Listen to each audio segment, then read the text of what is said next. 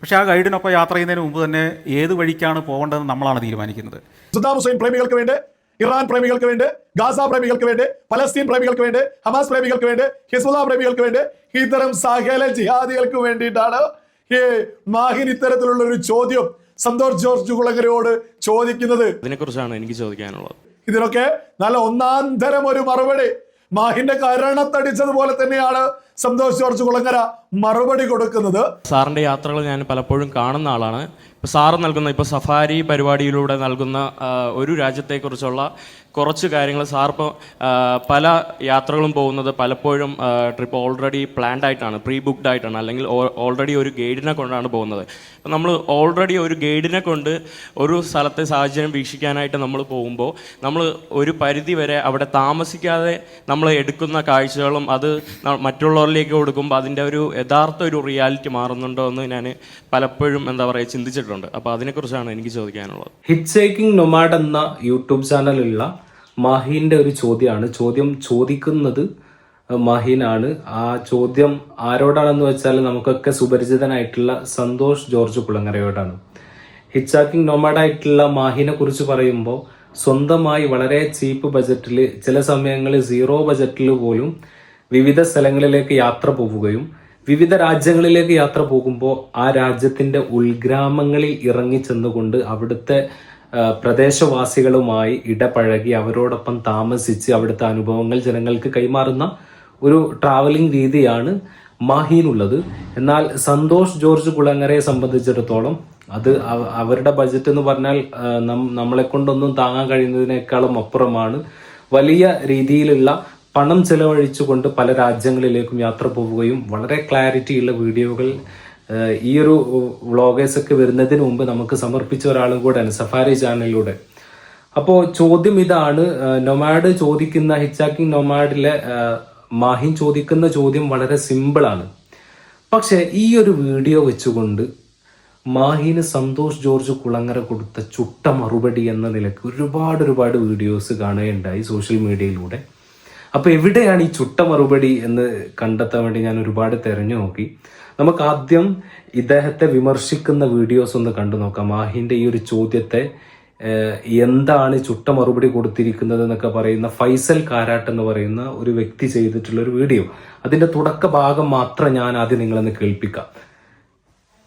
എനിക്കൊന്ന് സാറിന്റെ യാത്രകൾ ഞാൻ പലപ്പോഴും കാണുന്ന ആളാണ്. സാർ നൽകുന്ന സഫാരി പരിപാടിയിലൂടെ നൽകുന്ന ഒരു രാജ്യത്തെക്കുറിച്ചുള്ള കുറച്ച് കാര്യങ്ങൾ, സാർ പല യാത്രകളും പോകുന്നത് പലപ്പോഴും ട്രിപ്പ് ഓൾറെഡി പ്ലാൻഡ് ആയിട്ടാണ്, പ്രീ ബുക്ക്ഡ് ആയിട്ടാണ്, അല്ലെങ്കിൽ ഓൾറെഡി ഒരു ഗൈഡിനെ കൊണ്ടാണ് പോകുന്നത്. നമ്മൾ ഓൾറെഡി ഒരു ഗൈഡിനെ കൊണ്ട് ഒരു സ്ഥലത്തെ സാഹചര്യം വീക്ഷിക്കാനായിട്ട് നമ്മൾ പോകുമ്പോൾ നമ്മൾ ഒരു പരിധി വരെ അവിടെ താമസിക്കാതെ നമ്മൾ എടുക്കുന്ന കാഴ്ചകളും അത് മറ്റുള്ളവരിലേക്ക് കൊടുക്കുമ്പോൾ അതിന്റെ ഒരു യഥാർത്ഥ ഒരു റിയാലിറ്റി മാറുന്നുണ്ടോ എന്ന് ഞാൻ പലപ്പോഴും ചിന്തിച്ചിട്ടുണ്ട്. അപ്പോൾ അതിനെക്കുറിച്ചാണ് എനിക്ക് ചോദിക്കാനുള്ളത്. മാന്യപ്രേക്ഷകർക്ക് നമസ്കാരം. നിങ്ങൾ കേട്ടില്ലേ ട്രാവലർ മാഹിൻ സന്തോഷ് ജോർജ് കുളങ്ങരയോട് ചോദ്യം ചോദിക്കുന്നത്. ഇതാർക്ക് വേണ്ടിയായി ചോദ്യം ചോദിക്കുന്നത്? നമ്മുടെ കേരളത്തിലെ സുഡാപ്പികൾക്ക്, അതേപോലെ തന്നെ ഇറാഖ് പ്രേമികൾക്ക് വേണ്ടി, സദ്ദാം ഹുസൈൻ പ്രേമികൾക്ക് വേണ്ടി, ഇറാൻ പ്രേമികൾക്ക് വേണ്ടി, ഗാസ പ്രേമികൾക്ക് വേണ്ടി, പലസ്തീൻ പ്രേമികൾക്ക് വേണ്ടി, ഹമാസ് പ്രേമികൾക്ക് വേണ്ടി, ഹിസ്ബുള്ള പ്രേമികൾക്ക് വേണ്ടി, ഇത്തരം സകല ജിഹാദികൾക്ക് വേണ്ടിയിട്ടാണ് ഈ മാഹിൻ ഇത്തരത്തിലുള്ള ഒരു ചോദ്യം സന്തോഷ് ജോർജ് കുളങ്ങരയോട് ചോദിക്കുന്നത്. ഇതിനൊക്കെ നല്ല ഒന്നാന്തരം ഒരു മറുപടി മാഹിന്റെ കരണത്തടിച്ചതുപോലെ തന്നെയാണ് സന്തോഷ് ജോർജ് കുളങ്ങര മറുപടി കൊടുക്കുന്നത്. നോക്കൂ നിങ്ങൾ, എന്തൊക്കെ വർഗീയതയാണ് ഈ ഫൈസൽ കാരട്ട് എന്ന് പറയുന്ന വ്യക്തി ഈ ഒരു മാഹിനെ കുറിച്ച് പറയുന്നത്. നിങ്ങൾക്ക് ആർക്കെങ്കിലും ഈ ഒരു ചോദ്യം കേട്ടപ്പോൾ എന്തെങ്കിലും തോന്നിയോ? എനിക്ക് തോന്നിയിട്ടുള്ള നിഷ്കളങ്കമായ അദ്ദേഹത്തിന്റെ ഒരു ചോദ്യം, ഒരു യാത്രികൻ എന്ന നിലയിൽ ആ വലിയ സ്ഥാനത്തിരിക്കുന്ന ഒരുപാട് യാത്രകളൊക്കെ ചെയ്ത മനുഷ്യനോട് ചോദിക്കുന്ന നിഷ്കളങ്കമായിട്ടുള്ളൊരു ചോദ്യം ആയിട്ട് മാത്രമേ ഇതിനെനിക്ക് മനസ്സിലാക്കാൻ സാധിച്ചിട്ടുള്ളൂ. ഒരുപാട് ആളുകൾ ഈ ഒരു ചോദ്യത്തിന്റെ പിറകിലായിട്ട് അതിന്റെ താഴെയായിട്ട് കമന്റ് സെക്ഷനിലൂടെ പറയുന്നുണ്ട്, ഉറുമ്പ് ആനയോട് ചോദിക്കുന്നത് പോലെയുണ്ട്, അല്ലെങ്കിൽ ഇവനിക്കൊന്നും സന്തോഷ് ജോർജ് കുളങ്ങരയോട് ചോദ്യം ചോദിക്കാൻ പോലുമില്ല, അധികാരമില്ല. ആരാണ് ഈ അധികാരങ്ങളൊക്കെ പഠിപ്പിച്ചു കൊടുക്കുന്നത്? ഒരിക്കലും അദ്ദേഹം വലിയൊരു സ്ഥാനത്തിരിക്കുന്ന ഒരാളാണ് സന്തോഷ് ജോർജ് കുളങ്ങര എന്ന് പറയുന്നത്. അദ്ദേഹത്തിന്റെ ട്രാവലിംഗ് രീതി വേറെ ഒന്നാണ്. എന്നാൽ മാഹിൻ ചെയ്യുന്ന ട്രാവലിംഗ് രീതി എന്ന് പറയുന്നത് അത് വളരെ വ്യത്യസ്തമായിട്ടുള്ള രീതിയാണ്. എന്ന് വെച്ച് ഉന്നതിയിലിരിക്കുന്ന ഒരാളോട് ചോദ്യം ചോദിക്കാതിരിക്കുക എന്നുള്ളത്, അവരോട് ചോദ്യം ചോദിക്കരുത് എന്നതൊക്കെ പറയുന്നത് എന്തിന്റെ അടിസ്ഥാനത്തിലാണെന്ന് മനസ്സിലാവുന്നില്ല.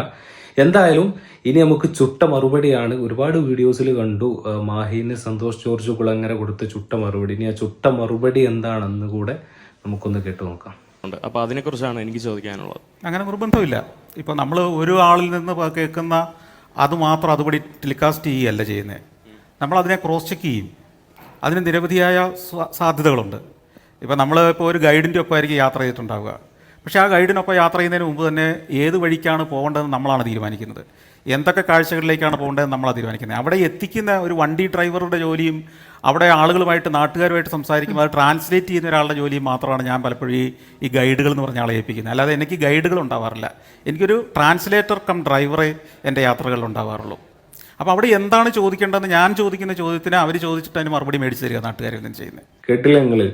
സന്തോഷ് ജോർജ് കുളങ്ങര എത്ര ശാന്തനായിട്ടാണ് ആ ഒരു ചോദ്യത്തിനുള്ള മറുപടി അദ്ദേഹം കൃത്യമായി കൊടുക്കുകയും ചെയ്തു. അദ്ദേഹത്തിന്റെ മുഖത്തു പോലും എന്നോട് ഇത്രയും താഴ്ന്ന ഒരു യാത്രക്കാരനാണല്ലോ, അല്ലെങ്കിൽ ഇവനൊക്കെ എന്നോട് ചോദ്യം ചോദിക്കാനുള്ള അർഹതയുണ്ടോ എന്നുള്ള ഒരു മുഖവ്യത്യാസം പോലും കാണിക്കാതെ വളരെ സുന്ദരമായിക്കൊണ്ട് ശാന്തമായിക്കൊണ്ടാണ് അദ്ദേഹം മറുപടി പോലും കൊടുക്കുന്നത്. അദ്ദേഹത്തിന് വരെ തോന്നിയിട്ടില്ല ഇദ്ദേഹത്തിനൊന്നും മറുപടി കൊടുക്കാൻ ഞാനൊന്നും ഇവന് വേണ്ടി മറുപടി കൊടുത്ത് സമയം ചെലവഴിക്കേണ്ടതില്ല എന്ന് സന്തോഷ് ജോർജ് കുളങ്ങരക്ക് പോലും തോന്നിയിട്ടില്ല.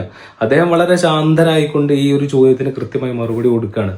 പിന്നെ എവിടെയാണ് പ്രശ്നങ്ങൾ സംഭവിക്കുന്നത്? ഇതിന്റെ കൃത്യമായിട്ടുള്ള അതിന്റെ പിന്നിലുള്ള ഒരു പഠനം എന്ന് പറയുന്നത്, ഈ മാഹീൻ എന്ന് പറയുന്നത് ഫലസ്തീനെ നന്നായിട്ട് അനുകൂലിക്കുന്ന ഒരു ബ്ലോഗറാണ്. ഫലസ്തീനെ കുറിച്ച് ഒരുപാട് തോരാതെ സംസാരിക്കുകയും ഇസ്രായേലിനെ കുറിച്ച് അതിരൂക്ഷമായി അവിടുത്തെ പ്രശ്നങ്ങളും അവിടുത്തെ പ്രതിസന്ധികളും ഇസ്രായേലിനെതിരെ ഒരുപാട് വീഡിയോ ചെയ്തിട്ടുള്ള ഒരു വ്യക്തി കൂടെയാണ്.